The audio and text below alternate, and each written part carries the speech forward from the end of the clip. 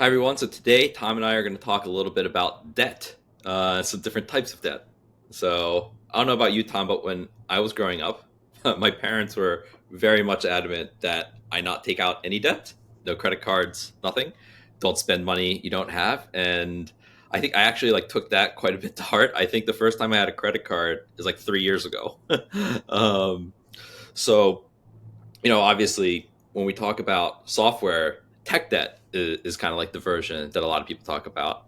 Um, and I was wondering, given that, yes, debt can be very dangerous, but you see in the financial world, a lot of people leverage debt for their benefit. Can kind of we take that analogy and apply it to tech debt? Yeah, so I fully agree with that statement, and I think you definitely have multiple types of debt. You have like crippling debt. So if you have like credit card debt that you just can't pay, and you're paying like 35% APR, like this is just like a downward spiral that you just can't get out of. And on the other hand, almost not almost everyone, but a lot of people in the Western world and like in general, like have mortgages, and that enables them to buy a house, and it's usually, I mean, at least pre 2021, it was like very good terms. Like you had a zero interest for 30 years, and that was like that's a great kind of debt. And essentially, what debt enables you is to buy now and pay later, right? And I think that's the magic of it. So you're sacrificing a bit, of the future by paying interest, but you are able to purchase now something you won't be able to purchase otherwise. Yeah. So how would you think about that in terms of tech debt in, let's say, software code bases? That's something that gets talked about a lot. Oof. Generally in the negative, right? Like I think a lot of times when people talk about tech debt, they're talking about it as if it is this like 35% APR credit card debt. Yeah, and to be honest, many times it is. And but I think many other times it's kind of like your parents maybe they're just like a bit afraid Mm. of death, and they don't really view it in the way that it should be viewed. That actually it could be a positive thing. And this is something I personally struggle with a lot. Like in one sense, you want to make sure that you remove all of you pay off your credit cards, right, or your proverbial credit cards, and like you make sure that like you pay all the debt that is going to be crippling in a month's time. But you also want to buy houses and extend your real estate portfolio, I guess. Wow, I mean, it's really like almost like I sound like the monopoly man. But like the point is that we're here to make impact for our customers. We're here to build products. We're here, and not just us, like every other company. We're here to build products that are used and loved by a lot of other people, and that is an amazing mechanism in order to give them the products that they need and the feature functionality that they need when they need it, rather in 20, 20 to 30 years.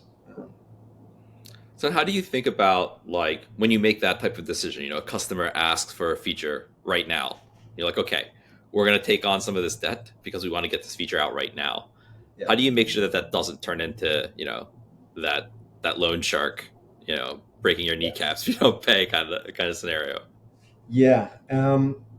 So I think we're really going deep into like the financial world, and I don't actually know a lot about the financial world. I mean, But maybe we should have prefaced this by saying this is not official yeah, financial advice. no financial advice here. Yeah.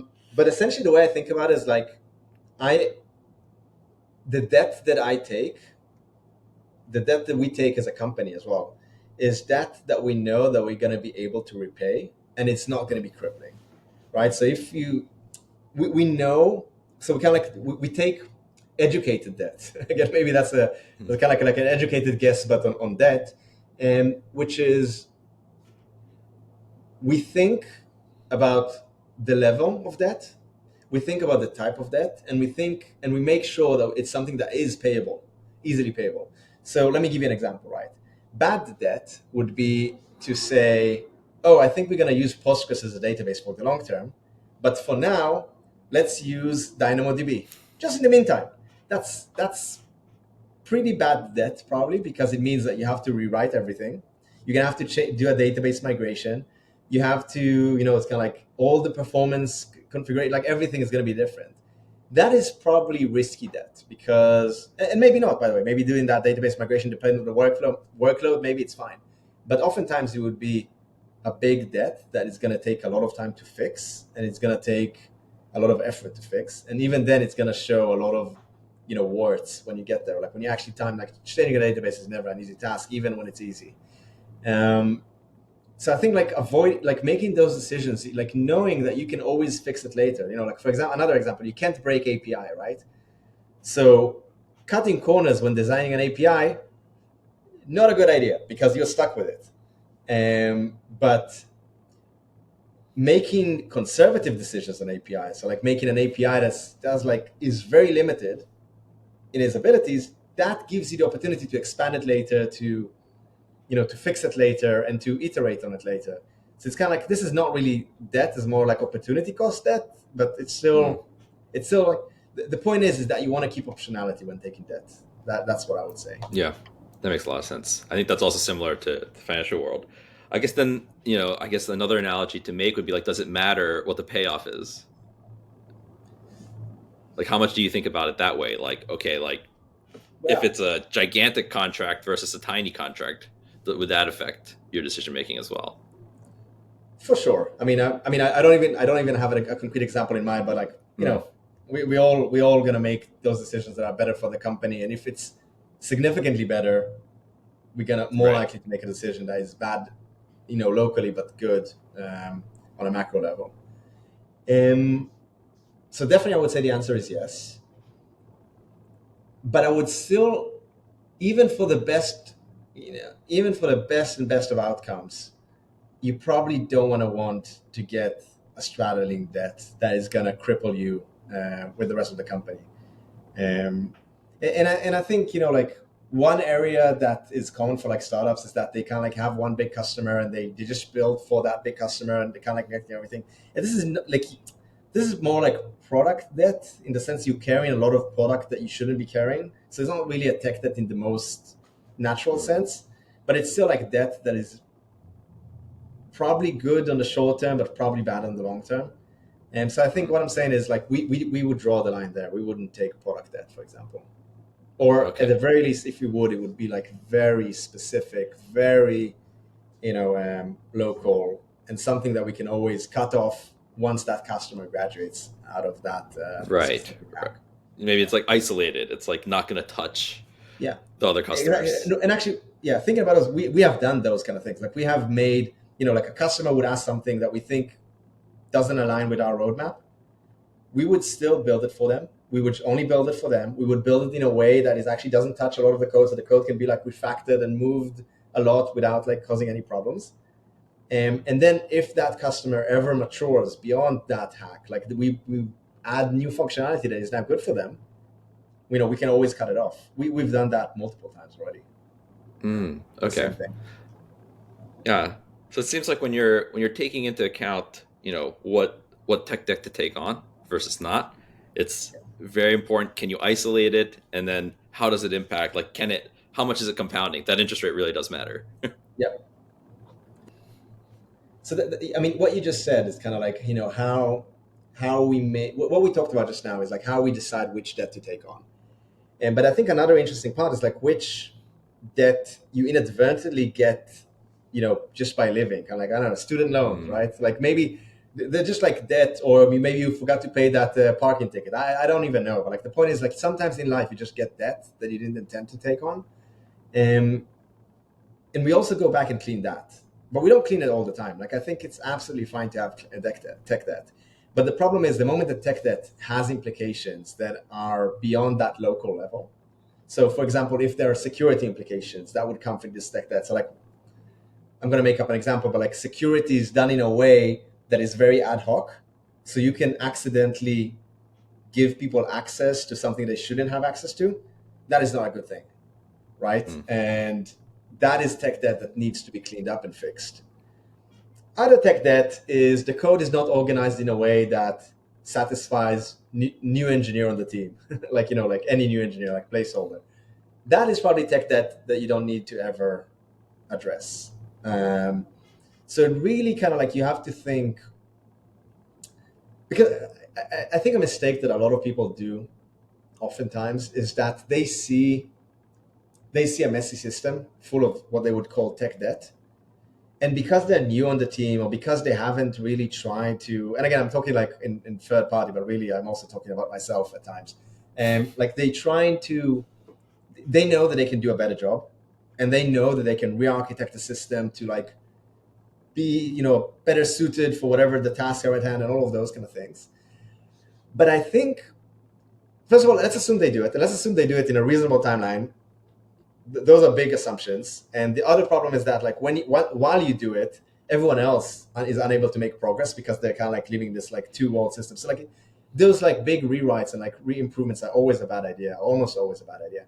But I think also what people undertaking those tasks often forget is that yes, you can take the current snapshot and create a better version of this current snapshot. So the state of the system today, you can probably build a better version of that. But will it actually scale with because like code almost has like, scars that healed and like cuts and healed and like all of that. And kind of they've evolved a lot with time and with the needs of the company and solved a lot of random bugs. And I think those cuts make it stronger and make it more, just like more in tune with what the business needs almost. I mean, I'm getting way too philosophical here, but the point is that going like on a clean slate rewrite will often lead to a state that is better for now, but not better for the future, I think. And this is not always true, right? I mean, like sometimes you anticipate the future and okay, I'm going to do a rewrite in order to continue doing this that will scale in certain ways. And we've definitely done that as well. But I think you have to be extremely honest with yourself about the why you're doing it. Is it because you have a very good reason? Or is it because like you find the random choices made by another engineer or maybe you 6 months ago offensive and you want to, because you read a new book sense and you want to change that? So I think like that understanding, is it really debt or is it really just misguided perfectionism, maybe is a good word. And the other thing, and I think like a good litmus test to know like if you're doing the right thing or not, is that are you willing to not do the rewrite? Are you willing to just improve that one specific thing that you think needs improvement? Or is it for you like an all or nothing? Like, no, we have to like fix the whole system. Because like if you say to yourself, no, we have to fix the whole thing, I think this probably means that you're missing something, or probably means that you're gonna cause more trouble than like what you're solving, I think. And by the way, abstraction, like this is like a generalization that is not necessarily applied to all in every case. But just like as I'm thinking about it now, as we're talking about it, that's kind of like that's how I would think about it probably. So like right now, do you generally have like an idea in your head, like some ledger where or like a balance sheet, so to speak, of like, I know I have this tech deck here and here and here and here.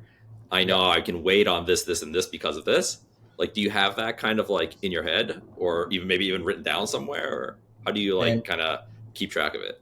Yeah, that's a good question, and I don't think so. I'm gonna give you my answer. I don't think it's the best answer. I really actually hope to hear from other, some of the viewers, like what they do here, like what are their suggestions. So first of all, I have everything in my head, and I think all the engineers on the team also have a good idea in their head of like what they like, what they don't like, what they would like to change.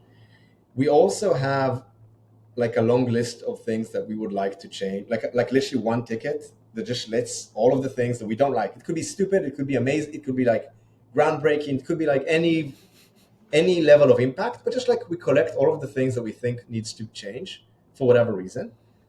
And also we have like random tickets that about things that we think are going to be issues down the line. So kind of like tech that we think is going to be straddling. And we also have on our roadmap kind of like, and they always kept on, we keep on pushing them back, but we have on the roadmap like items that we know are like imminently straddling. So like probably going to be a problem in 2 months, in 3 months, in 4 months. And if we wait a month and we see that it's still not a problem, we don't address them. But oftentimes we do start to like kind of like, nipping at it and kind of like solving a small part of it, preparing for that solution in order to improve, to improve and to solve those issues. So to go back to your questions, like, do we have like a good list? Not really. But I think putting those in like different tickets on the main ticket, like enables you to almost like have it like incubate a bit. So there's a good quote, I think it's Abraham Lincoln, what he would say, like whenever someone angers him, he would write a super angry letter, finish writing the letter, put it in his drawer, wait until tomorrow, then take it out and see like, oh, should I still send that letter? Or maybe it's not relevant. And like almost always he would not send that letter, right? And You know what because this sounds like a feature Twitter needs to launch or yeah, something. It's like delay posting by 1 minute, and then it like sends you a notification. You sure you want yeah, to post you this? still want to post this one. Yeah, 100%. So I think that would be amazing. But I think also like, like what we can learn from like, from Abe Lincoln here is that sometimes in the moment you feel very strongly about something. So like, oh, this piece of code is like terrible. It's a piece of shit. Like, there's no salvaging it. We have to rewrite it now. While if you wait a week or a month, you realize actually, you know what? Now that we've seen this happen, or now that I touched the other piece of code, I realize that this is actually, like an engineering masterpiece. Yes, it has its warts, but the world is ugly. Like the world is messy, and like this piece of code is only a reflection of the imperfect world that we live in. It's not, it doesn't. It's not inherently problematic on its own. Okay, so I think that's like a pretty good overview. Maybe I just have like one last question. Maybe we breezed through a little bit in the beginning, but specifically around tech debt, not necessarily as just this bad thing, but how can you actually use it to kind of move your company and your product forward? Yep. So yeah, you're right. We talked mostly about like if you are making that decision, what to watch out for. So I think it's kind of like a mortgage. Sometimes you just want to buy a house, and like you don't have, you're unable to pay all cash, so you need to get a mortgage from the bank. And I think this is the way to look at tech debt as well. So like sometimes you want to make decisions again, like, and we talked about all the caveats of like how to make that decision, but sometimes you want to do things that you're just unable to do fully at this point in time, and you have to figure out, you have to decide again, like what are your, kind of like what are your tech debt limits, right? I mean, for example, even if we're gonna rush something through its fix, we're gonna have full test suite coverage, right? Nothing goes in without full test suite coverage. Nothing goes in without a security review. Nothing goes in without, like, there's like a few small things or big things that we always include, no matter how much we rush and no matter how much that. And it's always like it's good. It's a good thing because like we live by our philosophies and our values, but we cut a lot of other stuff that are maybe not that interesting. So like maybe I don't have like good examples in mind like where we'd cut corners, but we would cut a lot of corners in order and gain that depth. And the code is not going to be perfect, and maybe not going to be abstracted perfectly, and like all of those kind of things. And maybe not gonna, it's going to be like a few copy pastes as well, like a lot of like redundancy, a lot of like those kind of things. But if that means that we can move faster for our customers, and we know, we kind of like, we take notes as we take technical debt. We know how to solve this. Then we can solve it in a week, in 2 weeks, and all of those, like at a later stage. I think this is just like such an important tool in your arsenal for like moving fast.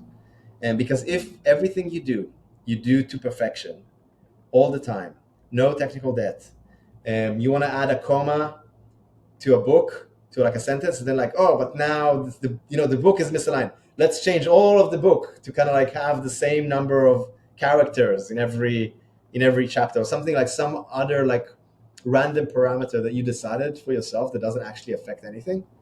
I think that's a bad idea. So like really perfection, like really perfect is the enemy of good, and tech debt is an amazing tool for going forward and marching forward. So it's almost like, okay, we know we want this feature out by X date, Yep. and we're going to take out some tech debt in order Yep. to buy that feature now.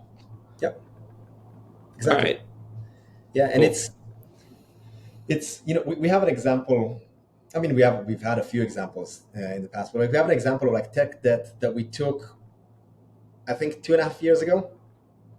We still haven't cleaned it. It's like a code path that is duplicated, and like when you change one, you have to change the. I mean, you don't have to change the other. Like nothing is gonna break if you don't change the other, but you kind of need to in order for like these two places to work similarly. Otherwise, it will just like bring like a less than perfect experience. Actually, it will just not pass our staging unit integration tests, if you forget to change both of them. So again, it's not a big deal because it's gonna get caught before it hits anything significant. So we still have it duplicated, and when we make a change in that specific place, we do it twice, and we want to change it, we want to fix it. Just hasn't been a priority because this is a low interest debt. Like it's very isolated. It doesn't touch anything else. When we do have to pay that interest or like the principal of like making the change twice, it's actually a small thing. It's just a copy paste. So, it's not the end of the world. Yeah. All right. Well, Tom, thanks for talking to me. I learned a lot again, as always. And I think this is a really interesting one. It's one like kind of unique in terms of the videos that we've done, I think. Yeah, I think this one is a more high level philosophical one than rather like a how to guide to doing a specific thing. But yeah. Yeah. All right. Thanks, everyone. I enjoyed it. Yeah. If you have any suggestions for other videos for us, leave them down in the comments. If you haven't subscribed, subscribe. Thank you.